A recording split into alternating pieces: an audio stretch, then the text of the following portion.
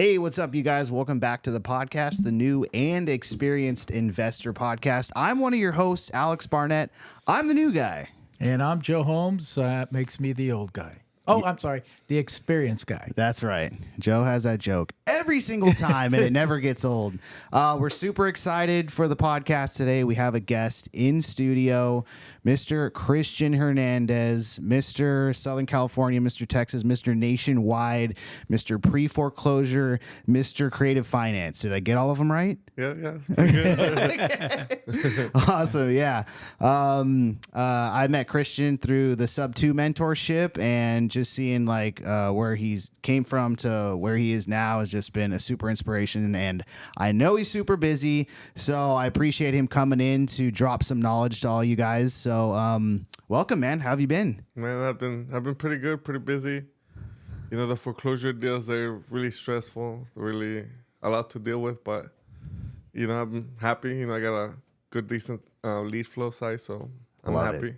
Awesome. Cool. Well, we'll get into that. We'll hear all the ins and outs of pre-foreclosure, and it's always you're stepping into a lot of stuff. So hopefully we'll get some good nuggets going. Why don't you go ahead and introduce yourself to everybody and kind of give a background, what you did before real estate, and then what got you into it?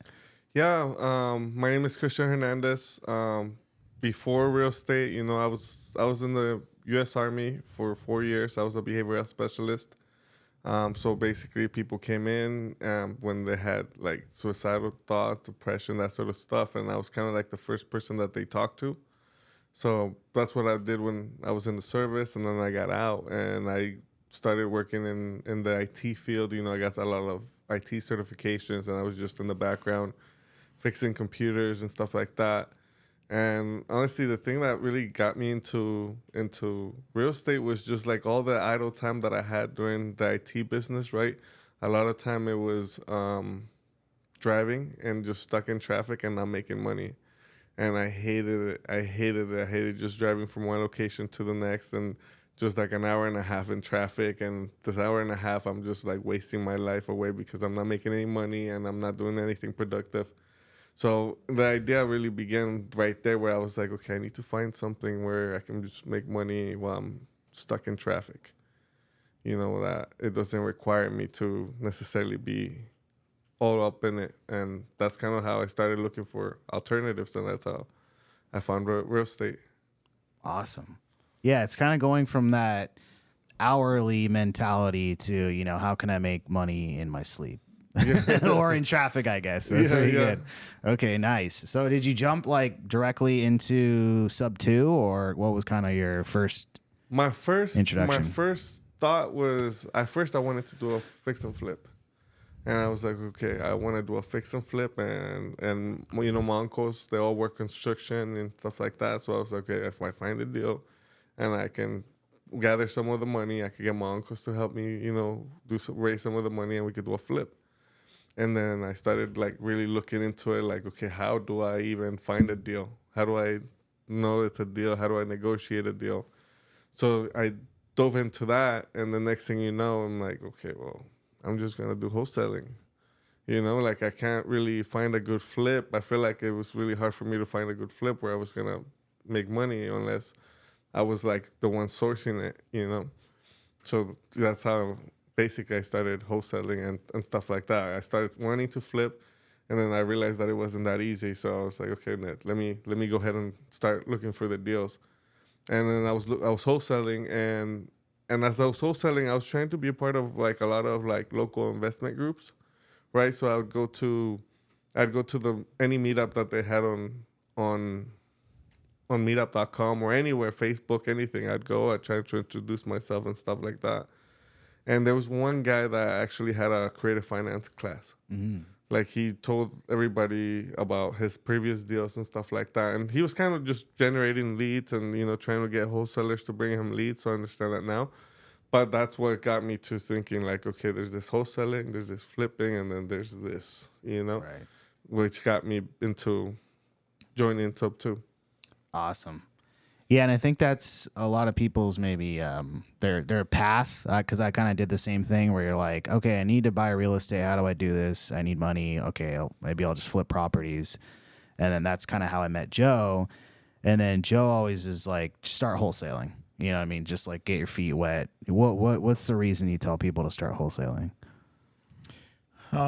It's easier. It's easier to begin with. It teaches you how to source the deals, which is probably the most important thing when you're flipping properties is where you're going to get your deal flow. Over the years, we've been on the MLS. We've been at the courthouse steps. Right now, we're working with wholesalers. You're wholesaling deals for you, for me, for other people. So it's just a beginning point, and it seems to be the I don't want to say easy, but the easiest beginning point. And then go from there, and then just keep learning your craft until you get to your ability to flip a property. Right. Yeah, exactly. And then that's a whole nother set of skills in itself. So have you gotten into the flipping part yet, or? I've done some. I'm picking and choosing. Okay, nice. I'm not trying to do anything that's like a major rehab or Sure. anything like that. Because like he said, really, I believe wholesaling is way better than flipping. Right. I've gotten into a few flips, and then it's way more stressful. For sure. Right? Like, Yeah. and your money's on the line. I'm like, I get my money back. Yeah. The contractors, are they gonna do the right thing? For sure. A lot of more babysitting. So personally, and I've had really good assignments, where I'm making $40,000, $45,000. So when I see that, I'm like, okay, do I want this headache for 3 months? Right. And, deal with all this, because that really adds up? Or do I just assign the contract to this guy and then I move on and I find another contract? There you go. But if it's a really good deal or a really easy deal, sure, I'll do it. But I kind of prefer wholesaling overall. Sure. Yeah. And when we talked to Sam the other day at the meetup, and he was saying like his mentality is like they go wholesaling first, and then it's like if they can make significantly a lot more, then they'll do the flip. But you're totally right, because you can get halfway through the flip and get stuck with something real weird that you didn't know about in the beginning. So might as well just keep it moving. Now, you became sort of known as like the pre-foreclosure guy in SoCal Sub 2. How did you like stumble upon pre-foreclosures, or how did you get into that space specifically? Yeah, I used to do something called list stacking, right? So basically, I'd pull all the lists, bankruptcies, code violations, every single list, and I'd try and find like which properties were in multiple lists, and I'd put my emphasis on those properties and stuff like that, right? So I'm spending all this energy, all this time trying to find which is the best combination and stuff like that. And then eventually, really after like a few months, I realized like, okay, out of this, 6, 7 deals, 4 of them were foreclosures. And then why am I spending all this time and all this energy on all these other lists? Like, if all this is what's bringing me, results, let me just like double down, and instead of buying all these other lists, I'll just call the foreclosures more. I'll just text the foreclosures more. I'll try and touch them more times. And that's kind of how I shifted, right? Just because I noticed that that's where my results were coming from. That's great. And did you know how to like deal with the foreclosure process? No. Okay. No. So how do you get around, not knowing everything? Because I feel like a lot of people when they're starting out, they're like, I need to know everything about everything before I can even take action. Like what? Oh, I think it's the opposite. I think you just need to get in front of somebody that's willing to work with you and like willing to listen. And then that's the first step. If you have that, right, you could find, I don't know, I think I could go on my phone and find like 50 other people that know what to do and know how to do it and know how to stop it and do that sort of thing. Right. So instead of me taking all that whole stress and trying to figure out from the day one, I call Alex, I call somebody like myself, and I say, hey, look, man, I got this lead. They're wanting this. I don't know what to do. What should I do? And just have somebody just take it from wherever you're stuck, and to the finish line. And you're going to learn a lot along the way. You're going to learn of what to do and, in that scenario at least, right? What not to do. Like, you're going to learn a lot more, and you might actually get paid versus you trying to figure out yourself and, maybe somebody gets foreclosed on. Right. Yeah. Okay. I mean, what's different now between the foreclosure process now and then like back in 2008? Because I don't think we were doing anything back then. I wasn't. No. 10 times more back then. Okay. The process has always been the same. It's Okay. just exploded back then. And I always tell people that are starting to wholesale, do pre-foreclosures. I call it the low-hanging fruit because it's the easiest one that you can identify that you know somebody's having difficulty with. You know, they're having a problem that needs to be resolved. And it's on you to figure out, okay, how am I going to resolve this for them? And there's different ways, and I'm sure you use, you know, all these different ways and suggestions, you know, subject to just buying it outright before the foreclosure, you know, just different ways to do it. So, yeah, it's really pretty much all the same. It was the tsunami that It they've was been a talking tsunami, about for the yes. last like 4 years we were supposed to have. Oh, yeah. No, that's not coming. Where's the tsunami, Christian? Yeah, and I'll tell you, as somebody that pulls data every month, I haven't seen like a huge inflection that I see. Oh, Yeah. look, there's a big difference. I haven't seen. So you're calling everyone on YouTube a liar? I don't know. That's about all that. The gurus, at least. That's you all know? the clickbait. It was Oh, like, yeah. there's a tsunami of foreclosures No. coming. No. Yeah, but I don't see that Yeah. personally. Yeah, I know. Well, I think that what happened was people got equity, I guess, and then if they couldn't make the payments, And you they know, couldn't sell it.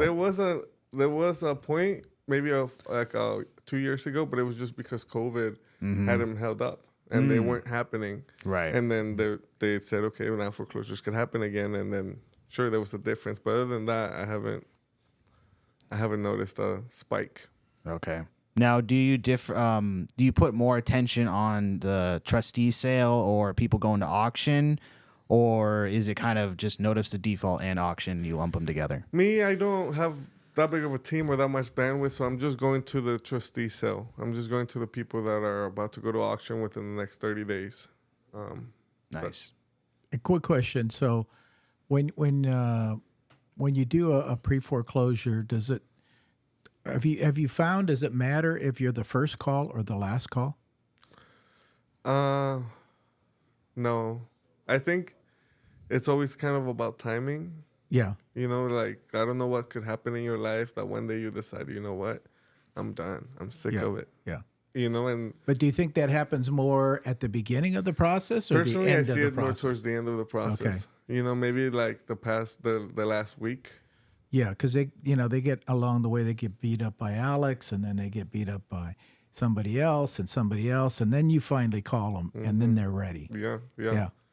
And that's why, you know, for them sometimes, you know, no matter what happens, no matter how the conversation goes, you might want to follow up regardless, you know, a week before, you know, a couple of days before, because things change. You know, maybe the guy, they were counting on somebody to give them an offer, and then they find out that person's not legit, or that person is, you know, offering way less than they thought. And, you know, now they feel different. Now your offer actually makes sense for them.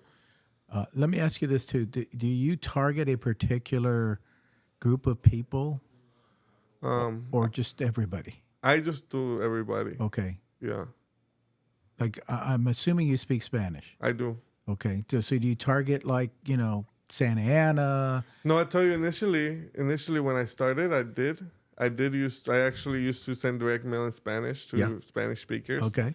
But now it's fair game. I just target all of them. You know, I don't.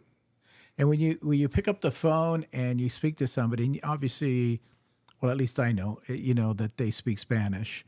Do you start speaking Spanish right away, or you just wait until the conversation gets to that point? No, I'll start speaking Spanish right away. If I feel like they have any little bit of an accent.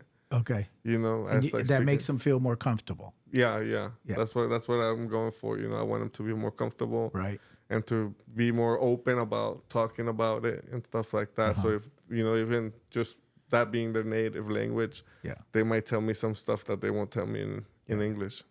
What's the longest period of time that you've talked to somebody? Because this guy, he can talk for hours and not get anything done. Is there, like, you know, 10 minutes, 20 minutes into it, you're like saying, like, Yeah, I don't want to really hear about your golf game anymore. It's like, Yeah, let yeah, me start yeah. cutting this guy off. I'll tell you, I'm like the max I'll do is like 30 minutes. 30 Okay. minutes is like I'm already. You Good. listening? Yeah, no, I've cut it down to like 40. I do 40 tops. Yeah. Okay. Especially if it's not going anywhere, you're like, this is nothing. Yeah, you yeah. know, but they haven't spoke to someone in like 10 years, and they're finally you called. Yeah, they're like 80 and going, oh my God, somebody's calling me. Yeah. They're talking to me. Oh my God, let me keep them on the phone as long as I can. This is fun. Yeah, especially with the foreclosure stuff, you get dropped right into somebody's like life that's blowing up, and they just want to unload on you. And I'll tell you, a lot of times, especially when you're starting out, that's like the biggest thing I thought, because you're like, even you on this end is like, oh, somebody's talking to me. Yeah. They must be motivated, right? They're telling me everything. Yeah, but Yeah. see, that's a great point and a great reason I tell people, when you first start out wholesaling, you need to get into the trenches. You need to make those calls. You need to figure out how long I can be on the phone with somebody before it's just not making me any money at the end of the day. And then once you have that figured out, then you can start hiring virtual assistants or other people to help you, with what you're doing. So then you can start concentrating on the warmer leads and stuff. Yeah. So that's good. You've gone, it looks like you've gone through that process. Yeah, So yeah. where are you today? Do you have any deals in the pipeline right now that you're talking to? So I closed something today. I'm closing 2 next week. Wholesale deals. So I'm closing total probably like $37,000 in assignments in the next few days. Okay. And the deals that you're closing, who are you sourcing those deals to? Do you have like a go-to flipper that you give them to, or? No, not necessarily. I have Investor Lift, so I use that a lot, and I just blast it out to everybody on Investor Lift. I've seen his buyers list. There's like 400,000 people on there. Yeah, it's pretty good. Yeah. Yeah, it's pretty good, and I just blast it out there and schedule an appointment and have them all go through at the same time and knock it out. Yeah. Well, that's cool. So, you brought up another point. Well, how is it that you get, well, obviously we've gotten to the point where they agree to do a sale. So you were saying you just show it once, and how do you explain that to the seller? So I have an inspection period, and I set my inspection period, and I tell the seller that too. I tell them, look, I don't want to. There's a few steps to this process, and I don't want to overwhelm you. I have somebody come today, and come somebody next week, right, for an appraisal, and come somebody else, for one of my partners comes in a few days. So instead of doing that, what I'm gonna do is I'm gonna have everybody come in the same day. Okay. And we're gonna knock it all out. And after that appointment, there's gonna be no more appointments. Okay. Did you go through a period of time where, you weren't that sophisticated? You didn't know that's probably the best way to do it. Did you ever get into a situation where you couldn't sell the property? And now what do you do? I hear this all the time from new wholesalers. With Joe, what if I can't sell the property? Well, if you do what I tell you, you can bring it back to me and I'll buy it from you. Okay. But if not, what do you do? Yeah, so what I like to do is I like to reach back out to the buyers that were interested and see if they have a number that they feel comfortable at, right? If I'm gonna have to negotiate it down, right? I want to know that information. I also reach out to other wholesalers, right? I'm not against, like, just because I found buyers or I found the highest price buyer doesn't mean I'm gonna do it every time. So I might reach to somebody like Alex. I might reach out to somebody, the local companies like New Western or whoever, and say, hey, look, this is what I got. What do you think? And see who else, could be a part of it, or, buy the deal from me or find a buyer for me. Mm-hmm. I do a lot of that. I do reach out to people, from time to time and try and get extra help. Because I believe, I'd rather make half of it than none of it. Mm-hmm. Do you ever go back and negotiate again with the seller? I do, but I try not to. Mm-hmm. I try not to do it as often, and I'll tell you why. Because a lot of times I'm not necessarily like stopping the foreclosure and doing that myself. I'm hiring somebody to do it. So if I'm already out of pocket, if I'm gonna be spending money, I want to make sure that I have it at a good price that is actually gonna, sell. Because I'm invested. I'm gonna lose if it doesn't. So I try to come in at a good price. But yeah, if it doesn't happen, I do go back and try and negotiate. Okay. Yeah, that's good. So I'm just kind of like making a through line to like when you said you were in the Army and you were working with people that had, I guess, I don't know, what was it, PTSD, or is it just mental? Yeah, anything along those lines. Yeah. Okay. And so did any of those skills are you using? Because like in foreclosure situations, you need a lot of empathy usually, and you're talking to people going through something really hard. Is there stuff that you learned back then that you're using today? That makes that very easy. Okay, wow. Yeah, so that's kind of cool. Easy. So you're just like totally made for this. Yeah, in a sense, I guess, because, that's essentially what I did, right? Somebody comes and they're really stressed. Right. In a really bad situation, and you got to make them feel comfortable, and you got to make them feel like they can trust you and tell you the whole story, and, not feel like they're being judged, not feel like they're, like they're not being heard and stuff like that. So, yeah, I think it helped a lot, honestly. That's great. That's wow. And so you now that I know that you from Sub 2 and you learned a lot of creative finance, how has that helped you during these foreclosures? I think for me, what's helped me is help me get some rentals. Know, just because not all the deals that we find through the foreclosure, they're not all gonna be fitting for cash, right? And sometimes there's gonna be some good situations where it's like, oh, if I just catch that up and I give this guy X amount, right, it's gonna cash flow X amount and it's gonna make sense. So I've been able to pick some up at a pretty low rate, pretty low entry fees, where I'm spending like less than $20,000 to get into. So that's how I benefit from it the most, and also right here too, other opportunities that wouldn't work for cash, right? Like, okay, if it doesn't work for cash, maybe you could do a novation. Right? Maybe you can just, maybe it'll save you some money to do the novation. So you do the novation and you end up making more. The seller ends up making more. So yeah, it definitely opens up a lot of opportunities. Yeah. And you mentioned how, sometimes you'll be reaching out to someone and they'll say, oh, I got it covered. Someone else is going to give me an offer, and then they'll reach back out to you. What's the smallest amount of time that you had to stop the sale and help somebody out of that situation? The day before. Oh, the day before. Okay. The day before. Like, which is like sketch. Somebody like reached out to me like at 11, signed the contract, and they were getting foreclosed the next day. Wow. That's pretty good. Helicopter view of your systems. What is it, cold calling, texting? What is it that you do like on a daily basis? Texting, right? I have 2 VAs for texting. Okay. I have a TC.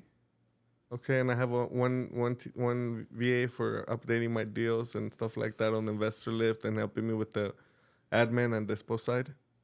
And that's basically it. And who's closing the deals? You? Me, yeah, I'm on the phone. Okay. All day. Okay, so you're getting all the warm leads and then you're closing on them. Mm-hmm. Okay.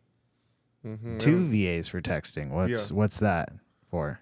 Yeah, just for the volume, and really I think that like, for example, if you do an 8-hour shift, I feel like you're not getting good responses from a certain time to a certain time, right? So from like 8 to like 2, I get way less interactions, right? So I'd rather have them two of them work part-time during between 3 and 7 or 3 and 8, just because I feel like that's when I'm getting the most responses. Oh, interesting. Good idea. I like Good that. idea. I like that. Okay. What's platform of choice for texting? Let's go high level, any variation of go high level I like. Nice. And have you noticed anything, because everyone's freaking out about the restrictions and the carriers and all that stuff? It's gonna get harder. Okay, so it's a battle every day. Right. Like changing up your script of what you're saying and all that, or is it like all the time? And it's constantly changing. And the only way you're gonna stay in it is if you're constantly updating it and constantly changing with it. Right. And at the same time, I think it's a good thing for me, just because a lot of people are gonna give up. Yeah. A lot of people are absolutely. gonna say, you know what, I can't be changing this every 2-3 days. I'm gonna find some other thing to do. Okay. And where are you focusing? What, city, county, state? Texas, Texas. yeah, Really? yeah. So mainly I like the bigger cities in Texas: San Antonio, Houston, Dallas. That's where I like to market. Yeah. And I take it Texas is a trustee state. Yeah. Okay. Yeah. Yeah. So when you're going to stop the sale, what's like your go-to methods to get it handled? Well, the first thing that you always want to do is you want to do the purchase agreement, right? You want to make sure you have a good approval of funds, purchase agreement, send that over and see how it goes. I've seen a lot recently. They've been asking me for HUD statements too, Oh. So I don't know if a lot of people are experiencing that, but lately they've been asking me for HUD statements instead of the purchase agreement. Oh. But yeah, that's like you're already in escrow. Right. Okay. Yeah, Gotcha. That's what I got out of it. Yeah. Okay. It's a little bit more serious. Yeah. Okay. yeah. So I've sent a lot of purchase agreements recently, and they're like, okay, yeah, but show me the HUD. Yeah. And so how do you open up escrow if it's... Well, I do a lot of business with some title companies. So if I Right. send something, they'll do it for me. Okay. Yep. Relationship. Exactly. Thank you. Yeah. Thank you. Yeah, we had one that we had in Huntington Beach where we stopped it within 3 days. But the lender was just like a pain in the butt to work with, so we had to give him everything. And luckily, like Joe has like 40 years of relationships that we can kind of rely on, even with title, escrow, and all that stuff, just to get all the paperwork to them. And then even then we had to close like by a certain date. So that definitely helps to have those relationships. Oh, definitely. Yeah. Mm-hmm. And so, do you ever use like you have them file a bankruptcy or anything like that, or is that like last resort? Or That's like the last resort. Okay, Yeah, that's the last resort. gotcha. Okay, and I guess when you go to like, let's say you stop the auction, everything goes fine, and you get it locked up. Are you finding like your end buyers are wanting to do anything creative after the fact, or just I don't really entertain that if that's what they want to do. Usually I package the deals. Like, I don't know, if I get a cash deal, I know it's going to sell as a cash deal. And, and if I understand if it's not, I understand if the numbers don't make sense and I'm going to have to go back and negotiate and we find there's more repairs than I need to be, I'll do that. But, most of the times I don't go back and lock it up a different way. I'll tell you for the foreclosures, most of the time I don't do creative unless cash absolutely doesn't work. right? If the cash offer covers the loan and all the liens and everything, I don't feel like I feel like if you start talking about creative and you can cover everything, you're not really good at negotiating. Right. You're giving up too fast on the cash. You Sure. know? So. And I might do it, but if I end up getting a creative deal that's like close to cash, it's really deep. It's at a discount. I'm paying a little bit more than the cash offer. So I've had it a lot of times where the seller tells me, "Hey, I'm gonna sell it cash, but I'm only gonna make $1,000. I'm gonna make $5,000." And I tell him, "Hey, what if I give you 15? What if I give you 10? What if I give you 20?" I actually got one on the market right now that's what happened. He was gonna get $5,000. He was gonna get it's in Garland, right? He was gonna get $5,000 cash, and if he sold it to a flipper, and I told him, what if I gave you 20, so $15,000 more dollars, right? But the property was turnkey. The property's ready to go. I didn't do anything to the property, so I got into that property for $20,000 at around $215 is the total purchase price. And I paid $5,000 to clean it up and do some pressure washing. And right now it's listed for $320. Okay. So, Nice. It's going to be a good sized profit there. And Yeah. I just bought it a little bit higher than the cash offer. Not really. So I don't know. That's one of the only times I'm really going for creative when when the cash offer still works, when I'm going a little bit higher. Right. Yeah, you're not gonna like give them retail or No. yeah. And I hear that a lot with people that bring me leads. Yeah, Like, hey, yeah. you offer them what? Yeah. Yeah, for sure. Why? For sure. That was the one you weren't sure if you were going to keep or not, right? Like you got it and then you were going to keep it as a rental, or you did have it as a rental for a little bit, right? Well, this is what happened. The guy went and got a loan modification on his own, and they extended his term to like 48 years. But it was still cash flowing like $800. I want to do that. Mm-hmm. Yeah. I want a loan for 48 years. Yeah, go ahead. Yeah.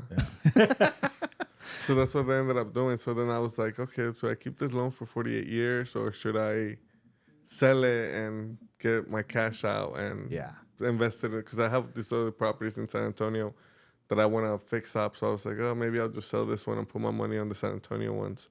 So that's what I decided to do. Yeah. How do you protect yourself from seller overstays? Oh, I don't do it. You don't let them. I don't let them stay over. Now, if we're gonna stay over, I want to do a lease back. So I want to do like they should leave behind like $10,000. We do about 50,000 here. Oh, in escrow. Texas, it should be right here. I wouldn't do less than 40. Yeah. Yeah. Yeah. We always hold back at least $50,000. And even the last one that we did, he's supposed to be out Friday. He didn't move till Sunday. And They'll push it as much as they can. yeah. And, I told him, I said, dude, you knew the time. You were in here for 2 months. You've lost your 50 grand. He's calling Alex saying, please, please, please give me my money. I'll take you out to a nice dinner, talk Joe into it. He never liked me from the beginning. We ended up giving his money back, but I was just curious what you do. Yeah, that's in Texas. Most people do between 10 and 20. Okay. Right? It's not as hard to get them out as it is here. Right. But even right here, every time I've done it, it's been like $40,000. Yeah. And then in Texas, you're allowed to show up with a shotgun after, right? Probably. Yeah, I don't know. That's what I've heard. Yeah. How many of those properties that you've wholesaled have you actually seen in person? Maybe probably like 3 or 4. Okay. And why did you Because see those 3 or 4? I ended up buying them. Okay, got it. But other than Good that, for you. most of Yeah. them, I never see them. Yeah. That's what I tell people. Like I don't. Recently, I started putting like the picture of the house in the CRM, just because I want to have a visual. But I don't know. Some of the houses I've done, I don't know. I don't remember what the pictures look like, and I don't know what the seller's face looks like. Yeah. Mm-hmm. It was just all over the phone. Yeah. Yeah, it's amazing. Good way to do business. It is. I know. It's like once I started doing virtual, I mean, even out here, because of how vast California is, it's like it's the same thing. You're going to be, driving around all day going to these properties, and most of them aren't going to be deals. That's what I used to do. Drive around? Drive Go around. to- Well, yeah, it was Drive before around. like Drive around. cell phones, wasn't it? Yeah. You're like, I'll call you from a payphone at exactly Yeah. 3:15. That's awesome. Yeah, we got it set up. Yeah, it's so I good. remember pagers. Right? Yeah. Yeah. Yeah. They have pagers. I'll I page know. you. I'll page you if it's a good deal. I'll page you like, whatever. 911, call me quick. Yeah, which is crazy because, I mean, what's kind of cool about real estate, it's like all the fundamentals have stayed the same. I guess the only thing that has changed is how people are getting data immediately, and then plus AI and all that stuff. Are you implementing any new technological advancements into your No, I mean I do the data and I do the AI? number validation. Oh, okay. Just so that I'm not calling a bunch of spam numbers and stuff like that. But other than that, Okay. yeah, I'm not good with. I kind of wanted to not be so much involved with like building the CRM and stuff like that. Just because I feel like I could get really invested and end up wasting a bunch of time and not spend my time actually talking to people. Nice. So I kind of like I've been like avoiding it. That's good. Yeah. Because, like, I mean, especially if you're in IT or something, do you have that, like, proclivity to nerd out on stuff? I do. And it's like, oh, there's been 3 days and I haven't left my house. Yeah, none of it worked. Wow, okay. So are you doing any, like, chat bots or anything like that? Or is No. that, okay. So that's what you have the VA for. Yeah. VA is just lining it up. Live chat box. Live chat bots. Yeah, basically. Yeah. So they Are line you it guys up. doing any of that? Yeah. I'm using like Rick Sheldon's his like open dispo. So he's like all nerding out on chatbots. So it's pretty good. It's like it's pretty good. And then we're doing some of the low equity stuff. I started doing that. Oh, cool. And so they'll hit up the agents, but like I think everyone's doing it. So they're so pissed about sub 2 and they're just like, my client will not accept any creative offers like right off the bat. Oh, So wow. it's kind of crazy how that stuff like blows up. Oh yeah, yeah. I know it's been a low hanging fruit for a little bit, right? Like, For but now sure. everybody's doing it. So Yeah, everybody's doing it. Yeah, it's that type of thing. I mean, once because I feel like it was new and like Kevin Cho did it like first or whatever on his first one, and then Pace kind of like got onto it, and then everybody started doing it. So like they're like, talk to some of these agents. They're like, I have 75 LOIs in my email right now. Oh, wow. And then like people are automating everything too. So like pulling every low equity and then automatically doing an LOI and then automatically sending it out. So it's like there's I wonder how effective it is though, because I feel like a lot of this is kind of like relationships, right? Totally. Yeah. But it's also a numbers game. I mean, you have to deal with the same thing. You have pull up a giant list and, you weed it down to the ones that you're actually talking to. So it's just a numbers game. And that's what they're doing. That's not nothing new. People have been doing that forever, But it's just it used to be where if I was an investor, I'd find a real estate agent and I'd say, here, let's just start putting low ball offers in. And I could put 100 in, maybe get 1 or 2. It's just the same thing. It's not anything different. It's just more automated. That's what I'm saying. So the volume is like with the click of a button, you're sending out like 10,000. Yeah. And then I don't know. Eventually, and the you have access, right? Like that before, I feel like maybe one person had it, 2 people had it, but now it's like you can have one, you can have one, you can have one. for sure. Yeah. No, it's crazy. So I think I kind of like your plan of like going for more niche lists, but hitting them from a bunch of different ways. Now that you're mostly in Texas, so have you hired on door knockers or how are you doing any of that? It's just the texting and the calling and that gets you. Yeah, that's been all I've been doing. That's great. Yeah. That's crazy. Hey, whatever works. I know. It's like people overthink it so much. So when people reach out to you, because I know you worked with a lot of people doing JV stuff. Are you working with a lot of JV? Are you doing a lot of JVs? I do a lot of JV deals. Okay. Probably maybe like 6 out of 10, 7 out of 10 are JV deals for me. Oh, nice. Yeah, I do a ton. Okay. So you're finding buyers or what? Closing, all of the above. All of them. Sometimes they call me and they just have a lead and I close it. Sometimes they call me and they already have it locked up and I help them sell it. So yeah, it depends. Depends where I could, wherever I could fit in. Amazing. Okay. So what does that look like for you? Like for a typical day, do you have like a bunch of leads that you have to look at and see if it's even a deal? So I have my deals, that I have to look at that people send me and see if it's a deal, right? I respond to those people and I'm calling them, right? My leads that I'm generating, right? I have some Facebook leads too. Okay. Right? Not a lot. I don't spend a lot on that. Maybe 3 of those leads a day or something like that. Okay. But I'm just calling my leads, and as I'm going through it, right, if somebody calls me, I'll just pick up the phone and I'll be like, okay, tell me the details. You know? So I pick up my phone on the spot a lot, and I'm just going through it a lot. Heck yeah. But yeah, so I'm just doing my stuff, and somebody calls me, I just pick it up. And that's what I tell people, right, if they want to get a hold of me, right, the best way is just to call me. Awesome. Okay. Obviously, so if you put your number out there, people are sending you a lot of deals. And I mean, are you working with a lot of noobs? So you're getting like trash deals, or what do you think the ratio is to actually good deals to trash deals? Yeah. And it's hard. Like, I don't think everybody's not ready to be working, together all the time. Just because some people are so early on, there's like, okay, hold on, you don't even have a lead. You just know of a house that's in foreclosure. Okay, right. Like, look, this is what you need to do, and I might guide them towards it. Look, this is what you need to do. You go, you door knock them, do something. If you get a hold of them and they want to talk to you, right, reach back out. you know. Nice. But yeah, you get all kinds of levels, and really, there's some people that kind of started with me and like go back and forth. We go back and forth a lot. That they'll ask me a lot of questions and stuff like that. But those people, they get to a point where they need me less and less, and they just bring me even better leads or even better deals, or just like, hey, I already have it locked up. This is it. Amazing. Can you help me sell it? Can you help me do this? You know? So, but it's all kinds of levels. But like I said, there's some people that are closer to doing most of it on their own or all of it, if not. Yeah, and being like a true partner in that sense. Mm-hmm. Okay.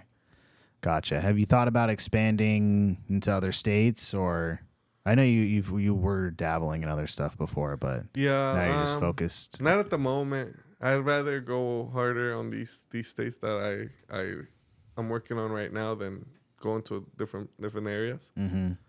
Yeah, I mean, I like San Antonio a lot right now for holding stuff, and I like Houston and Dallas a lot for wholesaling. Okay. I've had good spreads there, so if anything, I'd double down in those areas. All right. One thing I've been finding doing the low equity stuff is Texas's taxes. Texas's taxes, to where it's like it'll be a bomb house, all the numbers work out, low entry fee, and then all of a sudden it's just like, that's the taxes? Dear God. And then, you look at the rent rate and it's just, I don't know what to do at that point. Yeah, so that happens a lot in Texas, and the cash flow is not so big unless you're getting it at a discount. Okay. Yeah. I mean, right now I have a house that I'm thinking maybe I'll mark it as my primary residence. Oh. Just because as a veteran and I'm like 50% disabled because I hurt my ankles while I was in the military. Okay. I could get like a discount on the taxes for my primary residence, so I might do that because the taxes are stupid. But yeah. So you're gonna move? No. Or you'll live there for 6 months and 1 day, and then live out here for something like that, or whatever the move is. Rent the rest of the rooms, rent a room by room. Okay. Rent 6 rooms of them. I don't know. Nice. Do you know any like midterm operators out there? I like don't. Midterm rentals? I don't do any midterm rentals. You don't do That's anything. something I wish I did more. Yeah. But that's not something I've been doing. I've just been doing like long-term rentals and, For sure. and wraps. I know. There's only so much you can focus on. Yeah. Finding wrap buyers. I know you're good at that as well. What's the move? Well, I like to do the Facebook Marketplace stuff, right? That works well, especially with advertising, right? If you put advertising behind the Facebook Marketplace, you'll get a lot of eyes on it. That's one way of doing it, right? You could always reach out to agents too. If you have really good agents that understand creative financing, right? They'll save you some time and some money, just finding you those type of buyers, right? There's some agents that have helped me a lot in the past too. So I would say those two that are the best things that work for me, is like having relationships with other people that are familiar with this, and the Facebook Marketplace. Amazing. What's the back to pre-foreclosures? I meant to ask you before, because you're dealing with such insane stuff sometimes. What's one that really stands out that was like just so hard to make happen? And then, and I had one maybe 2-3 months ago that it was just so hard because they both thought it was a husband and wife and they were getting divorced. The husband thought I was on the lady's side. Yep. The lady thought I was on the husband's side. Yep. And they Been were there. just both so hard to deal with, just like pulling teeth. And really, I ended up giving the lady like $3,000 ahead of closing, yeah. so she could put it as a down payment for her apartment, so she could move out right before closing. Right, so I'm just doing it so that all the pieces could move and I could hit that property vacant. The guy was so mad about it because she got money before him. It was like, dude. And of course, she went and told him. No, she didn't tell. He found out him. somehow. He just found out. Oh, man. I can imagine that call. Hey, honey, he gave me $3,000. Yeah. But that was so hard just because they both thought I was on the other person's side. Mm-hmm. Yeah. I definitely wasn't. Just the spite for each other. Yeah. Makes things so hard. Yeah, I thought that deal was dead. Honestly, the first day that I go, so I tell the guy, I told him, hey, you know, he told me that he wasn't living there, but other people were, and I know that when that's the case, you have to schedule it, right? Schedule it, or it's not gonna happen. Okay, so I'm telling him, can we schedule it with your wife and your son so that they can, so that there's no issue. Hey, it's my house. I pay for it. I could go in. That's whatever I want. I have a court, paper document that says that I could do whatever I want. Okay, fine. We'll meet you there at 11. We go there, and his key doesn't work anymore. He's turning the key. The key doesn't work. He gets a crowbar from the door, and he starts like jimmying it. And the son comes out with another crowbar, and they just start arguing. So, that whole argument breaks out. Our buyers are there waiting, just watching this whole thing. They ended up just leaving. But it was like a big fight. The cops had to be called. It was just a mess from the beginning like that. When that happened, right, that's the first day that we were supposed to go see the property. That happens. I'm like, okay, yeah, this deal's dead. This isn't happening. But, little by little, just pulling one thing at a time, we were able to get it done. Oh, wow. Good for you. Releasing funds before you close. Does that scare you? That's what he did. Oh, I know. That's what I'm saying. Yeah, it's scary. Because I was going to do that with a guy, and Joe's like, don't do that. I was like, I was going to give him some. Yeah. Don't do that. No. Yeah. You're just betting on yourself at that point that you can get it done. Yeah. And so many things, right? Like, that's what I was trying to tell the guy. Like, how many things could go wrong between Friday and Monday where I never see my money back? Yeah. And you're mad at me? Mm-hmm. Like, you should be thankful that I was willing to put $3,000 in the line so that everything moves, Right. But he didn't see it that way. He was like, no. Yeah. No, you gave her money You're on her before. side. Yeah. Oh, man. Yeah. So why did you give her money and not him? Because she was living in the house. Okay. He So wasn't. He wasn't living in the Got house. it. Okay. So she needed a place to move. I thought that was a favoritism thing, but No. no. No. Got it. Yeah.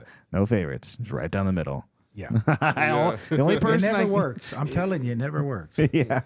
Like, the only thing I care about is this house. Okay. Okay. So what do we got planned for the future? Like, big plans. What do we got? Now I don't know about big plans right now, man. Okay. I think a lot of times people try to move on to the next thing before you perfect the first thing in the first place. So me, I'm still in this journey trying to acquire rentals little by little, and Nice. I don't feel like I should deviate my focus at this point. I just need to keep on doing what I'm doing and double down and stay in the course for a little longer and before I try and find something else. Wow. Okay. Well, do you have an end game of like how many rentals or cash flow that you want? Man, I think maybe like 30,000 in cash flow would be nice. Okay. Yeah. A month? Yeah, that'd be nice. Cool. Mm-hmm. How many rentals do you think you need? I don't know. A lot. Like 50 or Okay. more. Nice. Mm-hmm. How many do you have right now? I have 12 rentals and about 10 wraps. Oh, let's go. Yeah. Okay. You're on the way. Yeah, Awesome. I'm on it. Heck yeah. Yeah. Now, do you ever buy deals from other wholesalers? Yeah, sometimes. Okay. Sometimes. Nice. Just has to be a screaming deal. Yeah. There's some times where wholesalers brought me deals and I was like, oh, like even I didn't even use my money. I just used private money and I couldn't pass out on it. Yeah. One of wraps too that I was like, oh, I could wrap that. And, Okay. But so when it's like that, I would buy it, but I'm not necessarily like seeking it all Yeah. the time. Yeah. Because you can just cherry pick whatever comes down the pipeline. Mm-hmm. Nice. Okay. Now, how have you been able to stay disciplined as far as like not getting like 10 VAs and start, buying all this stuff when things are going good? I made that mistake before. I'll be honest. I made that mistake before, and I did go crazy before. And then I realized when that was happening, I was like, well, I don't even have a process to train all these people right now. And then it takes all my time just to train them and You know, then when that happened, I was like, okay, before I train somebody, I should have a bunch of training videos and stuff like that they can watch and plug and play and stuff like that. Yep. So Yeah, we got that. you know, We're but working on it. I mean, but that takes a minute to make as well. it does take a minute to make. It does, but I feel like I don't know. I made the mistake and I hired too many people, and Okay. it's just hard. It was so hard to manage that I was like, no. Yeah. Cut the fat and let's Yeah. start over with the bare minimum. Nice. And that's how I ended up where I'm at right now. Gotcha. Are you gonna eventually bring someone in to like be a closer for you, or do you just love doing it? No, definitely. I need to bring some. I don't know what's the best route, right? Maybe the best route is to train like a virtual assistant or something that could take it that far, but I don't know how that's hard too. Yeah. It's very hard. Oh yeah, I know. Yeah, It's like so- being a leader and training and stuff is a whole set of skills that I took for granted myself, and I was just like, oh no, you just bring them in, and you're just like, just do that, and they're like, what do I do? And, you're Yeah, like- yeah. and then you're over here doing that, and not closing deals, and then that's the scary part. Yeah. Okay, gotcha. So you have an office here in OC, right? Yeah. Okay, nice. And that's where you're just going every day and just locking Yeah, I just stuff. go in every day, and I kind of got the office so that I could meet with people and you know, like if the people that were like trying to start out, Nice. they could come and they could call out of my office and I Cool. could hear them and give them some pointers and stuff like that, Perfect. just to help them, you know, get closer to getting a deal. And if they do find something while I'm there that, you know, that looking like a deal, I could help them out. Gotcha. Okay. So what's the best way if people want to submit like leads to you or deals, or like what's the best Text way for you? me, call me. You know, I put my phone number everywhere. My Gotcha. IGs, message me through IG. Okay. Facebook is the worst place to reach me. Yes. If you reach me on Facebook, I'm sorry. What? It's just so hard. I get so much yeah, stuff, and I don't know what's spam and what's not spam. Right. Totally. I'm on the same page with you. Yeah. It's like Facebook. And someone's like, dude, I hit you up like 6 months ago. You didn't Yeah. read it. Uh-huh. You're like, oh, well, I did? Okay. Yeah. I was supposed to do something. Yeah, you double click this, or is that Instagram? If you want to like something, you double click it or whatever. I think you just single click everything. Oh, I don't No, know. okay. That's why you're never liking something. This is because you're liking it, and then you unlike it right take it after. Oh, see, that's probably it. You know, yeah, I get a call. How come you didn't like that? I go, I did. I touched it twice. Oh, no. It didn't work that way. I go, well, there's your answer. Yeah, this is the world we live in. The future of real estate in general. How are you seeing it going? Give us some crystal ball moments here. I don't know, man. It's a little scary. You know, I don't know. I don't know where this interest rates are going. Right. I don't think they're gonna go lower for a while. they're not You going know, We're down. just gonna have to ride out this wave Yeah. and see what happens. I don't know. I mean, he might be able to tell us better than I would. No, I'm the same. I don't think anything's going to go down. You know, if anything, it's just going to start going back up again, especially if they start lowering the interest rates. But yeah, I don't. So I wish I had a crystal ball. You're calling everyone on YouTube a liar? Yeah. There's a lot of predictions out Clickbait. there. Yeah. Yeah. Clickbait. Yeah, you gotta. That's what people want to know. Yeah. So you're just, but you're still buying. So how do you get around that? How do you get around these high interest rates? Oh, I'm just buying sub twos. You just know? make it sound so simple. How can someone find these sort of deals? Well, I mean, if you really wanted to find one, I mean, there's a bunch of wholesalers that have some, right? That work. They really work, right? I bought from wholesalers, like I said, and I bought them deep enough where I made money. My private lender made money, and I own it still. So I mean, there's good deals out there. That's one way. Or me, right? The best way for me is if I source them, right? If I source them, then that's how I find the best. I looked one up I think yesterday.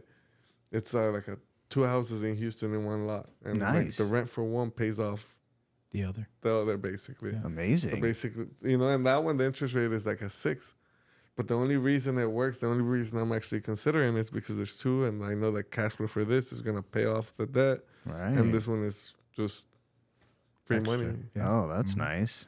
Yeah, Okay. I mean, there's situations like that, but Yeah. So you said you use private money sometimes to purchase your own properties. How do you do that? I'll tell you, I don't like to do a lot of them at the same time with private money. I might do like 1 or 2 with private money because, right, it's even more responsibility than using your own money, I feel like, right? You have to be, you're using somebody's savings and stuff like that to do the deal and stuff like that. So you have to make sure it really works out. You want to make sure that, I think it's, I don't know, I'd rather lose my money than somebody else's money.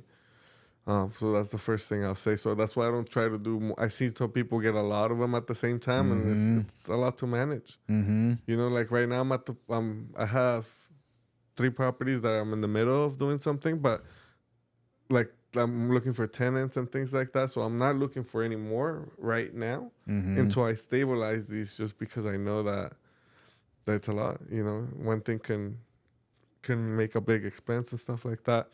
But Yeah. Okay. Quick question. Yeah. Who taught you how to be so ethical? I'm like, how do you get it's this a serious discipline? question. Yeah. It's a serious question. Like mom and dad at home, when you join the military, I don't hear statements like that too often. Oh, good. I don't know. I guess maybe a combination, right? Okay. Of being in the military and you know, I want to be here for a long term, right? And I know that if you do right by people, right, they're more likely to do it again and again and again. So I don't know. It's just, for me, it's like the thing that makes more sense, right? I see a lot of people like not do the ethical thing, and then they ruin up. They basically, you know, chop off the tree that's giving them fruit. Yeah. And now they have nothing. You know, that mentality, when somebody does that, that's something I don't understand. Yeah. Well, good for you. Whoever it was that gave you your ethics, they did a really good job. Oh, thank you. Yeah. And it's, I mean, you see it, like Christian has a great reputation in all the circles, and that's, I think, why people keep working with you. And then you see the other side, or people are getting blacklisted, and it's like you're using your own name. So the second it gets tied up with something, it's like not good. So not worth it. Okay, awesome. Well, we enjoyed having you today. Appreciate it, man. Like I said, I know you're super busy, or you're on the phone, and so I know every hour you're, you know, shooting the crap with us, that you're not, you know, locking somebody up. So I appreciate it, man. And Thank you. we definitely got to do more deals. Do you have any questions? No questions, but Diana just said, I like this guy. I'd lend him my money. Hey, There we you got go. private money. We got you private go. money coming in. Yeah. I think we did that Thank for, you, Diana. for another person too. Wow, we could have turned it into this private money club over here. Yeah. Thank you. Awesome. So, well, I guess maybe you could briefly touch on, if someone wants to invest with you, you know, what does that look like? Yeah, reach out to me, you know, give me a call, or send me a message on Instagram. What I usually do, I do post opportunities there, and I do send opportunities when I have them.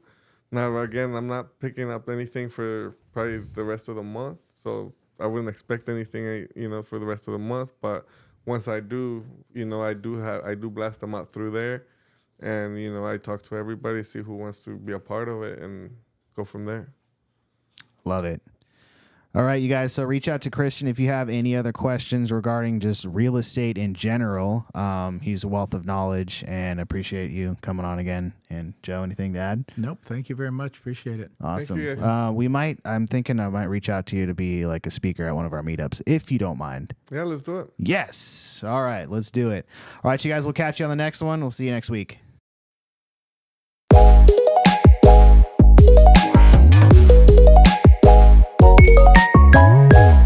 If you want some more advice on real estate investing, reach out to us one-on-one.